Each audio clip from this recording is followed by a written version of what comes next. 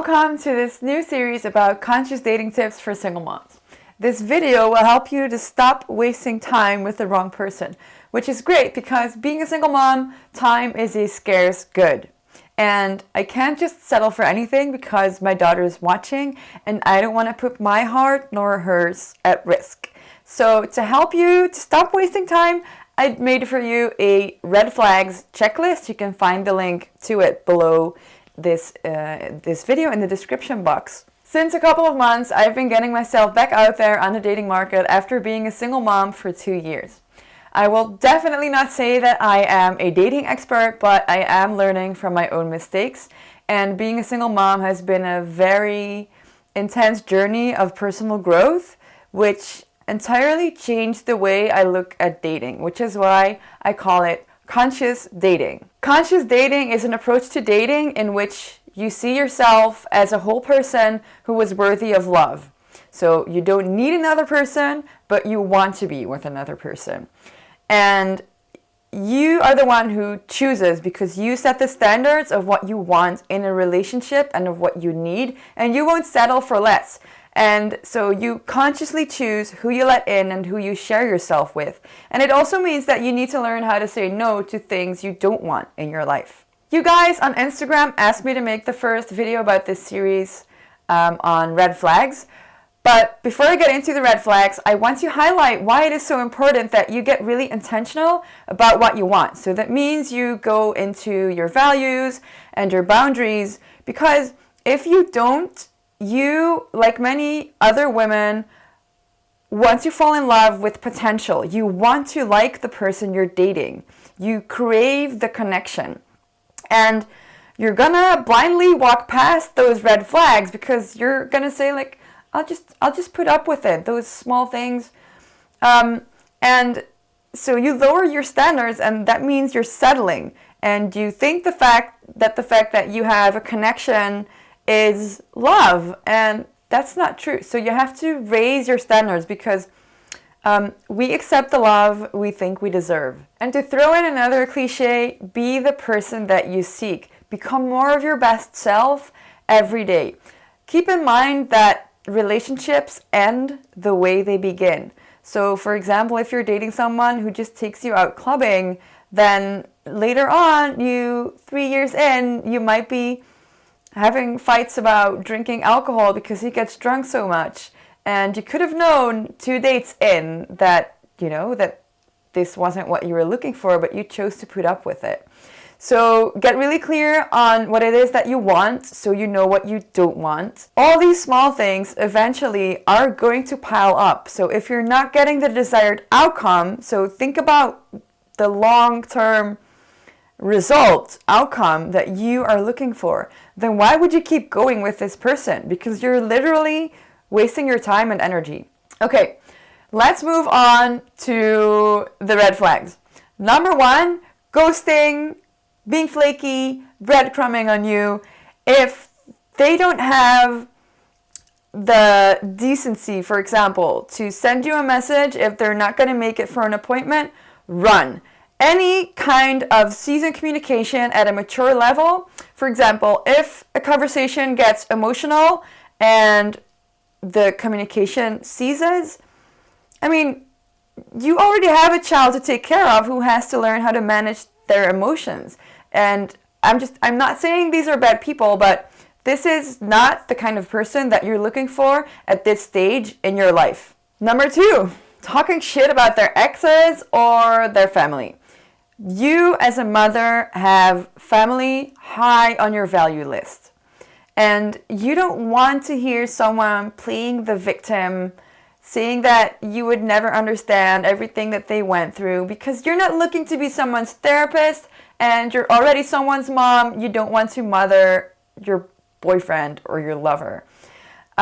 And if they start victimizing themselves right now, probably at some point in the relationship, they will victimize themselves in front of you too, and it will get you stuck in codependency, and this is going to suck the life out of you. You want someone who can talk about their past, about their exes, about their family in a detached and classy, unemotional way.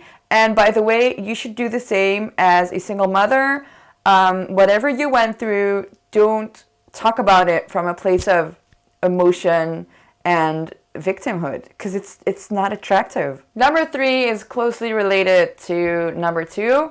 It's about victimhood as well. If someone says to you, you deserve better, I don't want to complicate your life, girl, just run. I mean, you probably do deserve better, and you don't want him to complicate your life. You want to be with someone who knows their worth. Number 4, if they treat other people bad, keep in mind that if you're going to get into a relationship with this person, at some point they're going to interact with your child. Disrespect for me is a huge turnoff. So, for example, the way they treat the staff in a restaurant, but also stuff like, hopping on a train for free just because they can. It's like disrespect for me, no go. Number 5, if they move too quickly and want to come over really soon, be careful introducing men to your child, because you want to set an example. And the last thing you want is a revolving door of men coming in and out of your house. And children get attached to people very fast. So make sure you take the time to actually get to know someone before you commit, and don't bring in men into your house without any sort of commitment. Because if they come stay at your house, they should pay the bills, help cook for you, set an example for your child as well. And if that is not the case, you don't want your child hearing you making weird noises at night with someone they don't really know, and then see that person in the morning without them knowing. You don't want that. So don't move too fast. Don't. Number 6, if he takes it personal when things don't go to plan. For example, you want to go somewhere but you just missed the train, or he tries to get physical and you want to slow him down. The way he reacts says a lot about how he handles his emotions and the way he can adapt to a situation, whether he can stay positive or not. Number 7, if men complain about money or their work or their family, anything really, of course sometimes you want to vent, but I think that's something different than, if this already annoys you at the early stages of dating, imagine what it's going to be like to be with this person.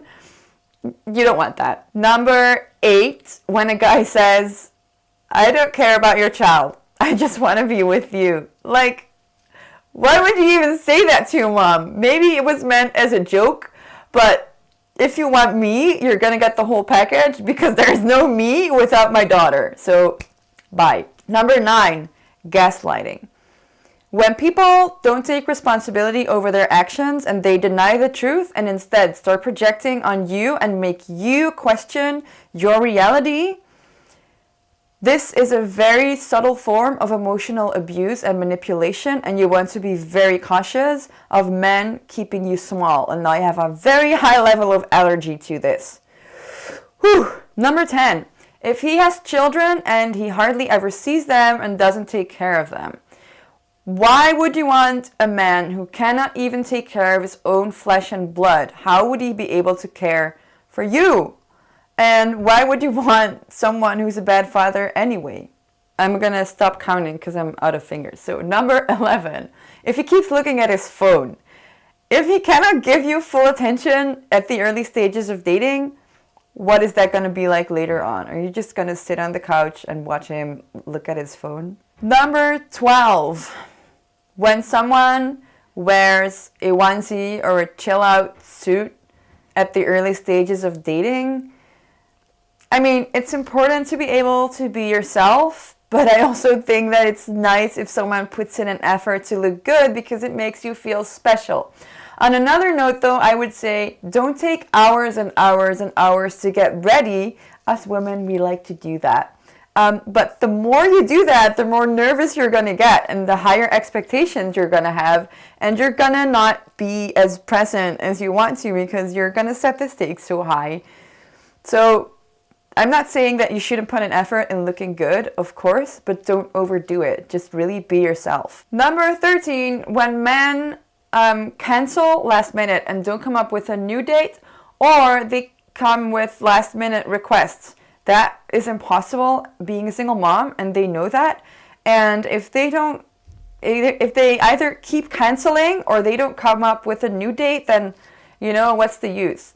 Stop investing your time and effort into that person because it's not worth it. Number 14, talking about sex before you even meet.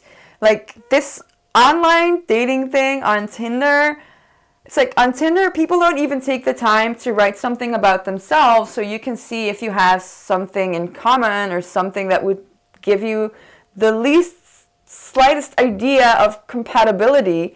So you need to, how do you sort out a person to date with? Just from pictures. I don't know. There's something about the online dating thing which makes it all about getting physical with each other. And, I'm not against that. But I think if you really are looking for a long-term relationship, then you want to have a connection, right? And not just, if they start talking about sex before we even meet, I mean, they know if you're a single mom that you have had sex before, but that doesn't mean that the gates are open for just anyone, So that for me is a huge no, bye. Bye, Felipe. Okay, those were my 14 biggest red flags. Let me know in the comments if you have any other. I'd be really happy to learn more about yours. Sign up for the checklist, which is in the link below. And I think the easiest way to know if someone is a great match for you is to really tune in on how you feel when you're with this person. Does he make you feel good? Does he make you feel safe? Does he make you feel happy? Or do you feel like you're walking on eggshells and are you suffocating from the inside and then you're like...